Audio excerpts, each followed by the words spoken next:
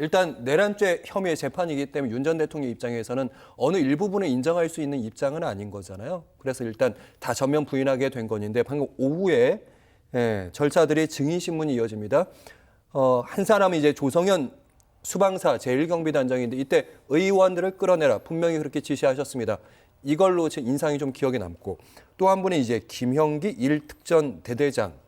이 인물은 어떤 인물들입니까? 어떤 얘기들이 오갔을까요? 예, 우선 말씀하신 것처럼 이제 그 대통령은 이제 평화적 비상계엄이다. 이제 이런 입장을 이제 전제로 해서 이제 본인의 공사실에 대한 입장을 밝혔고요. 예. 전체적인 내용을 다 부인했고요.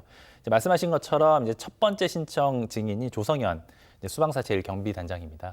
사실 이제 조성현 단장이 첫 증인으로 나오게 된 것은 이제 변호인 측이 이 조성현 그 경비단장의 검찰 진술 조서를 부동의했기 때문입니다. 즉 조성현 단장이 검찰에서 한 진술을 예. 부동의하게 되면 검찰이 이제 해당 증인을 증인으로 신청을 하게 되는 건데요. 예. 지금 지금 그러니까 조성현 1단장의 변호인 측이 검찰 때 진술했던 그 부분을 부동의했다는 말씀이시죠? 아니죠. 윤전 윤석열 전 대통령의 변호인이 조성현 전 단장이 검찰에서 한 진술은 그 검찰 진술이기 때문에 부동의를 하게 되면 예. 조성현 단장이 이제 법정에 증인으로 나오게 됩니다. 그래서 그 이른바 피고인 측에서는 이제 탄핵이라고 하는데요. 이제 반대심을 통해서 조성현 전 단장이 아무래도 본인에게 불리한 진술을 했었기 때문에 예. 이제 그 부분을 탄핵하는 절차라고 보시면 됩니다.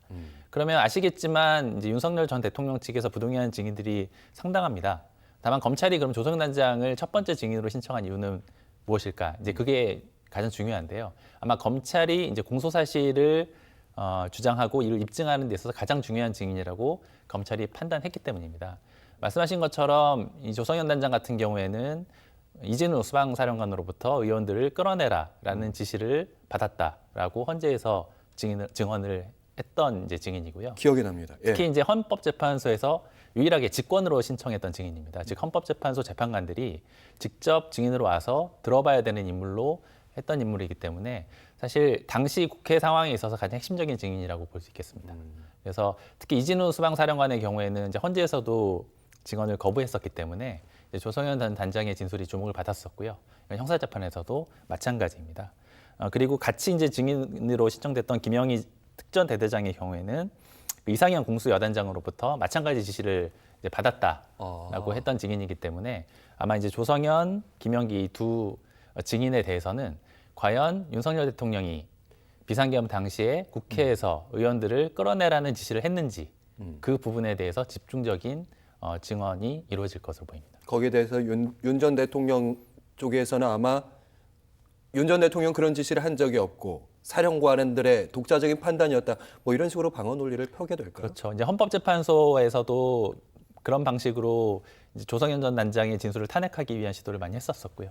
그래서 이제 그 정영식 당시 이제 재판관이 개입해서 약간 증언을 왜 어떤 특정 방향으로 몰아가느냐라고 이제 지적해서 이제 언론에 보도가 된 바도 있고요. 즉 의원들을 끌어내라는 지시를 윤석열 대통령이 했는지 네. 혹시 조성현 단장이 이를 잘못 인지했을 가능성은 없는지 이제 그런 부분들을 집중적으로 탄핵할 것으로 예상이 됩니다. 네. 이제 헌법재판소에서 윤석열 전 대통령이 이제 파면을 할 때 내란이란 용어는 쓰지 않았습니다만 사실상 내란으로 헌재는 해석을 했습니다. 그렇게 된다면 형사재판부, 이 지기현 판사도 역시 그 판단을 영향을 안 받을 수는 없고 분명히 영향을 미칠 수밖에 없어 보입니다. 어떻게 보시는지.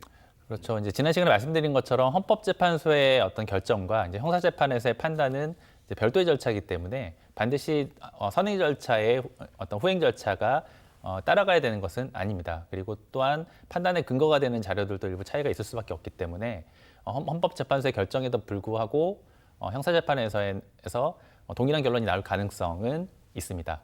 그렇지만 사안의 특성상 그리고 특히 이제 핵심적인 증인들에 대한 증언이나 조서들을 헌재에서도 검토하고 내린 판단이기 때문에 말씀하신 것처럼 헌법재판소에서 판단했던 내용은 이번 형사재판에도 그대로 영향을 미칠 수밖에 없고요. 특히 이제 말씀하신 이제 국회의 어떤 진입 봉쇄, 선관위의 어떤 진입이 이제 헌법 기능을 이제 마비시키려는 혹은 훼손하려는 의도가 있었는지, 그래서 이것들을 어떤 위헌적인 행위로 평가할 수 있는 것인지 이런 부분에 대해서는 이번 형사재판에서도 아마 헌재 결정의 일정 부분 이제 기속될 수밖에 없는 상황으로 보입니다. 다만 말씀하신 것처럼 헌법재판소에서 판단하지 않은 영역들, 예를 들면 이러한 행위가 폭동에 해당하는지 여부나 이런 부분들은 이제 구성 요건에 해당하는 성에 대한 판단이기 때문에 이번 형사 재판 절차에서 이제 심리 판단되어야 될 영역이다 이렇게 말씀드릴 수 있습니다.